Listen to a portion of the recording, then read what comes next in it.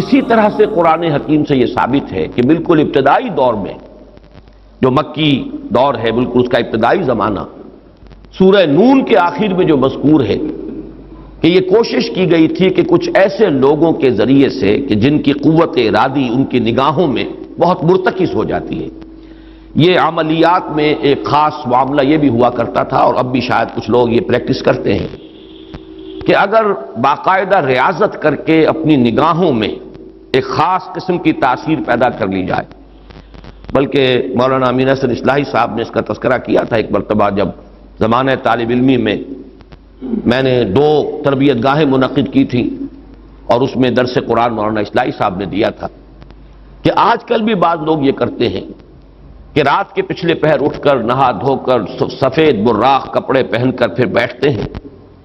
اور کسی بالکل سفید کاغذ پر ایک چھوٹا سا نقطہ لگاتے ہیں اور پھر نگاہوں کو اس پر جمانے اور مرتکز کرنے کی مشق کرتے ہیں۔ کتنی دیر تک پلک جھپکے بغیر آپ اس نقطے کو دیکھ سکتے ہیں۔ اگر یہ مشق کی جائے، یہ ایکسرسائز کی جائے، یہ ریاضت کی جائے تو آنکھوں میں ایک ایسی چمک پیدا ہو جاتی ہے کہ اگر گھور کر کسی کو دیکھا جائے تو اس کی قوت ارادی کو آپ مزمحل کر سکتے ہیں، وہ ایک دم دبا ہوا محسوس کرے گا اور آپ کا غلبہ اس کے اوپر ہو جائے گا نفسیاتی اعتبار سے۔ اسی طریقے کا کوئی عمل تھا جو نبی اکرم صلی اللہ علیہ وسلم پر بھی آزمایا گیا تھا۔ لَيَزْلَقُونَكَ یہ آیا ہے سورہ نون کے آخر میں، بِأَبْصَارِهِمْ لَمَّا سَمِعُوا الذِّكْرَ، یہ لوگ چاہتے ہیں کہ اپنی نگاہوں کے ذریعے سے آپ کو پھسلا دیں، آپ کے قدم ڈگمگا دیں، آپ کی قوت ارادی کو کچل دیں۔ لما سمعوا الذکر ویقولون انہ لمجنون، جس وقت کہ سورہ نون کے آغاز میں بھی آیا ہے تذکرہ کہ حضور کو کہا گیا کہ آپ کو جنون کا کوئی عارضہ ہو گیا ہے یا آپ پر کوئی آسیب آ گیا ہے، اور آخری آیت بھی جو ہے وہ آخری حصے میں پھر اسی کا یاد آیا، وَإِنَّهُمْ لَيُزْلِقُونَكَ بِأَبْصَارِهِمْ لَمَّا سَمِعُوا الذِّكْرَ وَيَقُولُونَ إِنَّهُ لَمَجْنُونٌ وَمِن شَرِّ حَاسِدٍ إِذَا حَسَدَ، اور حسد کرنے والے کے حسد سے جبکہ وہ حسد کرے۔ اب حسد کے ساتھ ہی نوٹ کر لیجئے، اگرچہ یہاں تو مذکور نہیں ہے، یہ نظر کا لگ جانا، عین العین حق، بعض روایات میں آیا حضور نے فرمایا اس کے اندر اثر ہے۔ انسان کسی حاسدانہ نگاہ کے ساتھ کسی پر نگاہ ڈالتا ہے، اس میں ایک زہر ہے، یہ نگاہیں مسموم ہیں، اس میں زہر ہے موجود، سمی اثرات ہیں اور اس کے اثرات تو پڑتے ہیں۔ اور یہ جیسا کہ میں عرض کر رہا تھا کہ جدید دور میں جادو کے لیے بھی مثلا حضور کے بالوں کی ضرورت پڑی، اور یہ جینیٹکس کے حوالے سے اور جینز کے حوالے سے بات آج سمجھ میں آ جائے گی، اس لیے کہ جن ارواح خبیثہ کے ذریعے سے آپ کو کام لینا ہے، وہ جادو تو وہاں پڑا ہوا ہے اس کنویں کے اندر، وہ جو بھی تاثرات ہیں انہیں تلاش کرنا ہے، ان اثرات کو اس شخص معین کو، جس شخص معین پر جادو کرنا مقصود ہے، اور اس کے وجود کا کوئی جز جس کے کہ وہی جینز ہوں گے کہ جو ان کے اپنے وجود کے ہیں، ان کے حوالے سے گویا کہ یہ ایک راستہ ہے، یہ اس کی آئیڈینٹیفیکیشن کا ایک ذریعہ ہے۔ اسی اعتبار سے یہ حسد یا یہ نگاہ کا لگ جانا، میں سمجھتا ہوں کہ آج کی فزکس اگر تھوڑی سی بھی آپ پڑھیں تو ریڈیشنز نگاہ پار ہو جاتی ہے انسان کے، ایسی بھی تو ریز ہے نا، ایکس ریز کیا ہے، آپ کے وجود میں سے گزر جاتی ہے، یہ ultraviolet infrared rays, یہ تمام کی تمام ایکس ریز، یہ کیا ہے، وجود کو چیر کر گزرتی ہے، تبھی تو اس فلم کے اوپر اثر پڑتا ہے جو فلم کے پیچھے لگی ہوئی اور آپ سامنے کھڑے ہوئے ہیں، آپ کی ہڈیاں علیحدہ نظر آ رہی ہیں اور گوشت جو ہے وہ علیحدہ نظر آ رہا ہے، یہ تمام چیزیں آج سمجھ میں آتی ہیں۔ اور وہ فوٹونز جن کا میں نے ابھی عرض کیا 1 ملین 5 دفعہ کہیے، 30 صفریں لگائیے ایک پر تو 1 ملی میٹر کا اتناواں حصہ جو ہے وہ ایک فوٹون ہے، یہ تو وجود کے اندر سرایت کر کے کہیں سے کہیں نکل جانے والی چیزیں۔ ان ریڈیشنز کے حوالے سے ایٹمک ایکسپلوژن جو ہے اس کی ریڈیشن ہے جو آپ کو معلوم ہے کہ جو ذرا ذرا سے حادثے ہو رہے ہیں، چرنوبل میں ہوا ہے، کہیں ہو گیا تھا بھوپال میں، اور اس کی پھر ریڈیشنز کے کیا کیا اثرات ہوئے، وہ شے نظر تو نہیں آتی، غیر مرئی چیزیں۔ آج کی دنیا میں جب آپ ESP کو مان رہے ہیں، ایکسٹرا سینسری پرسیپشن، نہ آپ کے کانوں کے ذریعے سے آپ کو پرسیپشن حاصل ہوئی ہے، نہ آنکھوں کے ذریعے سے، آپ کے سینس آرگنز انوالوڈ ہی نہیں ہے، but you are having perception, extra sensory perception. اسی طریقے سے ٹیلی پیتھی ہو رہی ہے، ایک بات آپ اپنے دل کے اندر، اپنے ذہن کے اندر جماتے ہیں، مرتکز کرتے ہیں، اور جس شخص کے ساتھ آپ چاہتے ہیں رابطہ اس تک اس بات کو منتقل کر دیتے ہیں۔ یہ سب کچھ کیا ہے؟ اس کے بعد تو اس دور میں بھی اگر کوئی لوگ بات کریں من شر حاسد اذا حسد، اور عقد کے ساتھ اس کو جوڑا گیا ہے، ومن شر النفاثات فی العقد ومن شر حاسد اذا حسد، لیکن محض ردیف یا قافیہ یا فواصل کی رعایت سے قرآن میں کچھ نہیں ہے۔ وہ اس کا ایک فیکٹر، اس کا ایک عامل ہو سکتا ہے، لیکن محض اس کی بنا پر نہیں مانا جائے گا۔ تو اس میں یقیناً کوئی اور حکمت ہے، اور وہ حکمت تقسیم کی گئی ہے۔ ہمارے مفسرین نے تو اس کو یوں بیان کیا ہے کہ ایک حسد وہ ہے کہ جو دل میں پیدا تو ہے، آدمی کے اندر ہے، لیکن یہ کہ وہ اس کو یعنی اس کو باقاعدہ کوئی ایک ہمت کے ساتھ اور اپنے ایک عزم کے ساتھ، ارادے کے ساتھ بروئے کار نہیں لا رہا، تو اس حسد کے اثرات نہیں ہوں گے، اس سے پناہ مانگنے کی ضرورت نہیں ہے۔ میں اس کو اس انداز میں تو میرا ذہن سے قبول نہیں کرتا، اس لیے کہ حسد اگر پوٹینشلی ہے اندر تو اس کے اثرات ہوں گے، وہ ریڈیشن تو ہوگی، چاہے اس کا ارادہ ہو چاہے نہ ہو، وہ کیفیات جو ہے وہ اس کے سانس سے، اس کی آنکھ سے، اس کے وجود سے، وہ اندر اگر زہر گھل گیا ہے تو اس کے وجود سے نکلنے والی ساری شعاعیں جو ہیں ان کے اندر وہ اثر موجود ہوگا، وہ مسموم ہوں گی، زہر ان میں ملا ہوا ہوگا، اس کے اثرات ہوں گے۔ البتہ یہ کہ اس کے دو درجے ہم قائم کر سکتے ہیں، اور وہ یہ کہ ایک ہے غیر شعوری حسد، ابھی آپ کو اندازہ نہیں ہے، اندر ہی اندر کھچڑی پک رہی ہے، وہ اور بات ہے، لیکن جب یہ اس درجے کو پہنچ جائے کہ شعور کی سطح پر آ جائے، آپ کسی کی برائی چاہنے لگیں بالفعل، آپ چاہیں کہ اس کے اندر اگر یہ فضیلت کی بات ہے تو یہ سلب ہو جائے، اس کو پاس اگر یہ نعمت ہے تو یہ نعمت اس سے چھن جائے، مجھے مل جائے، یہی ہے اصل میں جس کو غبطہ اور حسد کا فرق کہا جاتا ہے۔ اور ایک جگہ پر حضور نے ایک حدیث میں لفظ حسد استعمال کیا ہے، لیکن مراد اس سے غبطہ ہے۔ لا حسد الا فی اثنین، کوئی حسد نہیں کیا جانا چاہیے سوائے دو اشخاص سے، ایک وہ جسے اللہ نے علم دیا ہے اور وہ علم پھیلا رہا ہے تو اس سے بھی اگر حسد پیدا ہو جائے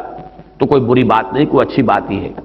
اور ایک یہ کہ کسی کو اگر دولت دی ہے اور وہ دولت پھیلا رہا ہے اور عام کر رہا ہے، لوگوں کو اس کے خلق کے لیے خرچ کر رہا ہے تو اس سے بھی حسد۔ لیکن یہاں حسد غبطہ کے معنی میں، غبطہ یہ ہے کہ کسی میں کوئی خیر آپ کو نظر آئے تو آپ اللہ سے دعا کریں پروردگار مجھے بھی یہ خیر عطا کر دے، یہ غبطہ ہے۔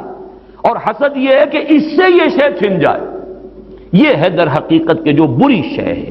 کہ کسی نعمت کا کسی دوسرے شخص سے سلب ہو جانا، اس کی خواہش جب پیدا ہو جائے اور جب یہ شعوری سطح پر آ جائے،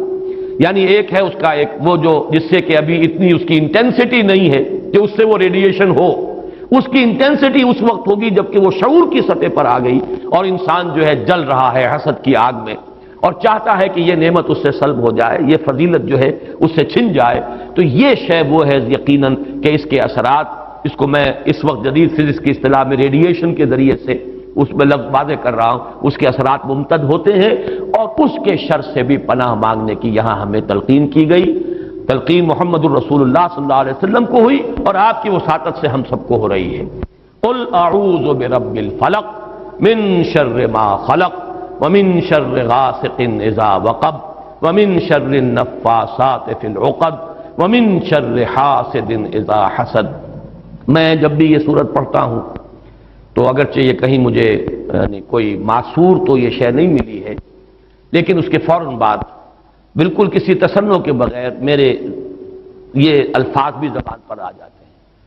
اللہم انی اعوذ بک یا رب الفلق من شر ما خلقت ومن شر غاسق اذا وقب ومن شر النفاثات فی العقد ومن شر حاسد اذا حسد۔ اسی طرح قل اعوذ برب الناس ملک الناس، تو وہاں بھی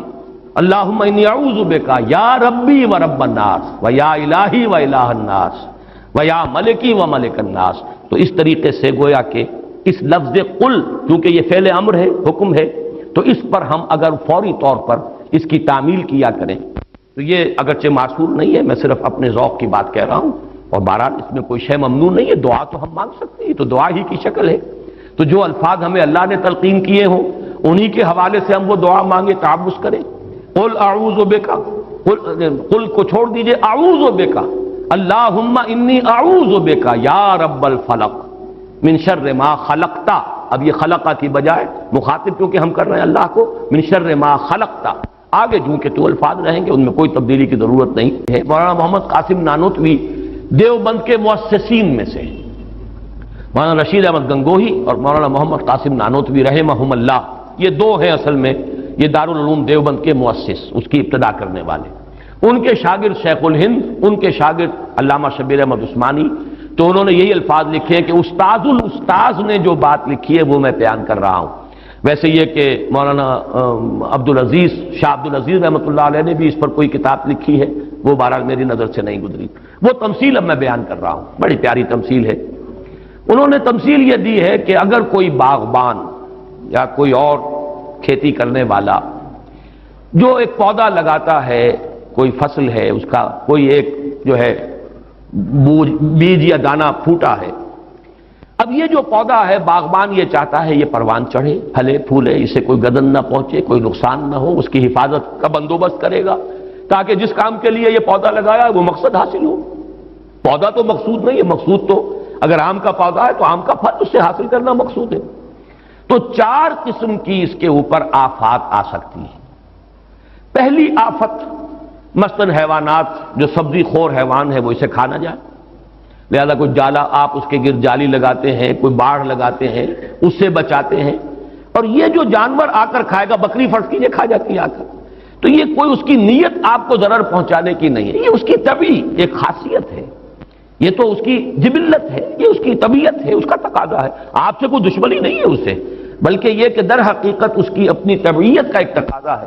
چنانچہ وہ شعر بھی انہوں نے کوٹ کیا ہے، نیش اقرب ناز پے کی نست اقتضائے طبیعتش اینست، بچھو جو ڈنک مارتا ہے تو یہ آپ سے کوئی دشمنی اسے نہیں ہے،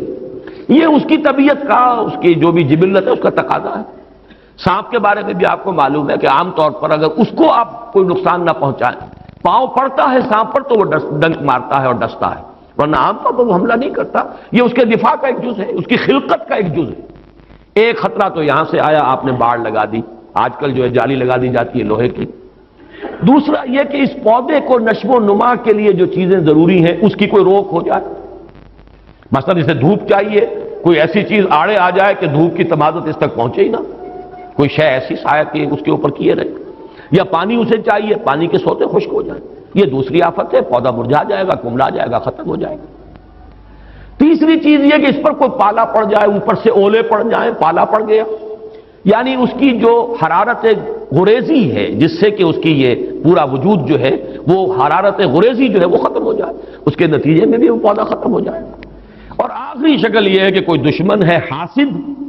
اور وہ آئے اسے اکھاڑ کے پھینک دے آپ کو نقصان پہنچانے کی نیت سے۔ یہ چار آفات ہیں جو اس پودے کے اوپر ممکنہ طور پر وارد ہو سکتی ہیں، یہی چار ہیں۔ قل اعوذ برب الفلق من شر ما خلق، یہ وہ خلقت میں جو شر مضمر ہے، وہ اس کے خلقت کا جز ہے۔ نیش اقرب ناز پے کی نست اقتضائے طبیعتش کی نست، یہ تو اس کی طبیعت کا، خلقت کا، اس کا تقاضا ہے۔ دوسرا یہ ہے کہ وہ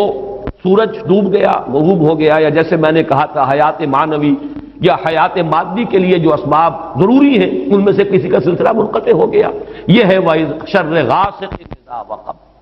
تیسری چیز کہ جو در حقیقت جادو کے ذریعے سے ہوتی ہے کہ اندر آپ کے کوئی ایسی شے ہو گئی جس سے آپ کے طبائع اور قوائے طبیعت جو ہے وہ کچھ شل ہو کر رہ جائے، یہ اندر سے حرارت غریزی جیسے اس پودے کی ختم ہو گئی، پالا پڑ گیا۔